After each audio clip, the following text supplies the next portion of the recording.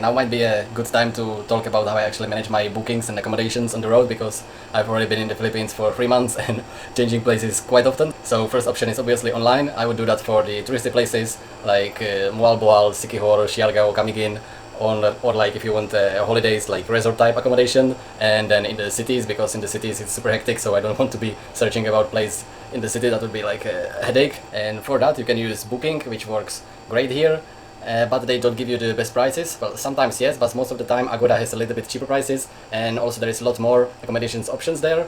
So usually I book through Agoda, but sometimes in Booking, and even if there is the same place on Booking and Agoda, in Agoda is still cheaper. And that even said that I have a Genius level 3. Agoda is actually owned by Booking. I don't really understand, but Agoda is usually the best site I use. Well, it's not the best, but Agoda is usually the site I use, even though sometimes the accommodation is so-so. I mean, like, the photos might not be accurate, the description is a lot of time not accurate. They would say it's AC, it's swimming pool, it's parking space, it's everything, but a lot of the time it's not, and you need to either ask or look at the photos or read the description. But even on Agoda you cannot find all the accommodations, and if you go more to rural Philippines like I'm doing now, or completely off the map, then there's lots of places that don't actually have a website or are not listed anywhere, and that could be a pretty huge hotel. For booking in person there are two stages. One, you can use the Google Maps and search hotels.